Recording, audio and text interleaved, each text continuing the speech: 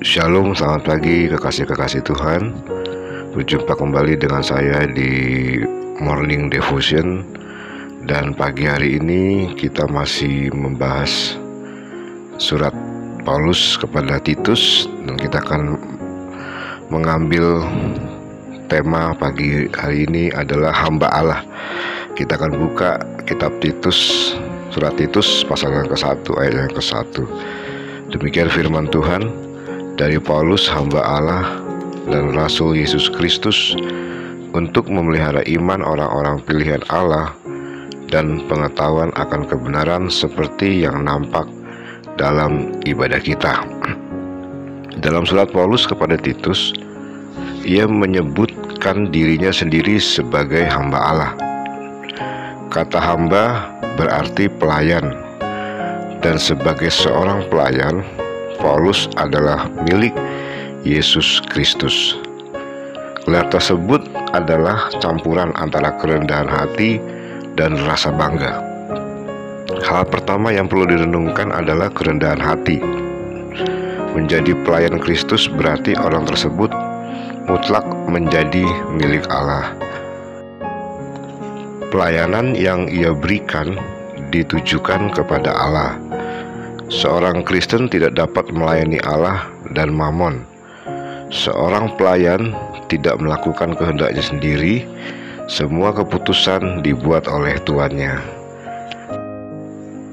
Di dalam kasus Paulus, Tuhan memiliki kendali penuh atas dirinya dan atas waktunya. Paulus berserah sepenuhnya kepada Allah. Hal kedua yang perlu direnungkan adalah rasa bangga. Nabi-nabi perjanjian lama menggunakan gelar hamba Allah. Banyak orang menganggap Musa adalah tokoh paling hebat yang pernah ada selain Yesus.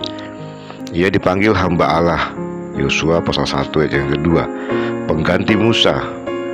Yosua memakai gelar yang sama, Yosua pasal 24 ayat 29.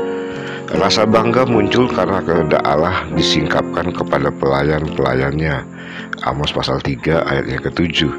Dan pada gilirannya mereka menyampaikan pesan Allah tersebut kepada bangsa Israel, Yeremia pasal 7 ayat 25. Gelar ini memberikan hak kepada Paulus untuk mengikuti jejak tokoh-tokoh Allah yang hebat ini. Paulus juga adalah hamba Yesus. Sebagaimana Paulus memakai gelar tersebut, demikianlah semua orang Kristen zaman sekarang. Ketika orang-orang masuk ke dalam gereja, mereka tidak memasuki suatu institusi yang dimulai kemarin, tetapi sudah ada berabad-abad lamanya. Semua orang yang bekerja bagi Tuhan sebagai pengajar, pengkhotbah, atau dalam sejumlah kapasitas lain ada di dalam tradisi yang sudah lama ada. Gelar hamba Allah membawa hak dan kewajiban. Melayani Yesus adalah suatu hak istimewa karena apa yang sudah ia kerjakan bagi kita. Kisah paling hebat yang pernah diceritakan adalah kisah tentang Yesus.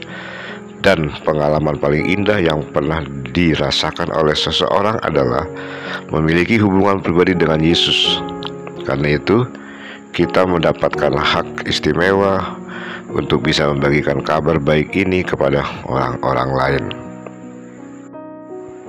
Surat 2 Korintus pasal 4 ayat 5 berbunyi, sebab bukan diri kami yang kami beritakan, tetapi Yesus Kristus sebagai Tuhan dan diri kami sebagai hamba-Mu karena kehendak Yesus.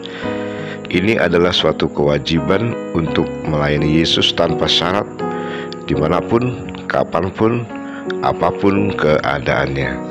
Pelayanan Allah memperoleh sumber daya dari Allah yang selalu mencukupi. Tuhan telah berjanji untuk senantiasa menyertai pelayan-pelayannya, bahkan sampai kepada akhir zaman, Matius 28 ayat 20. Ia juga berjanji untuk memenuhi semua kebutuhan dan menganugerahkan kasih karunia yang memadai. Orang-orang Kristen memiliki banyak gelar yang disematkan oleh sesama mereka dan oleh Tuhan kita. Tetapi tidak ada gelar yang lebih hebat daripada hamba Allah atau doulos. Kiranya semua yang mendengarkan pesan ini mengenakan gelar tersebut dengan baik. Puji Tuhan, demikian morning devotion pagi hari ini. Tuhan Yesus memberkati kita semua. Shalom.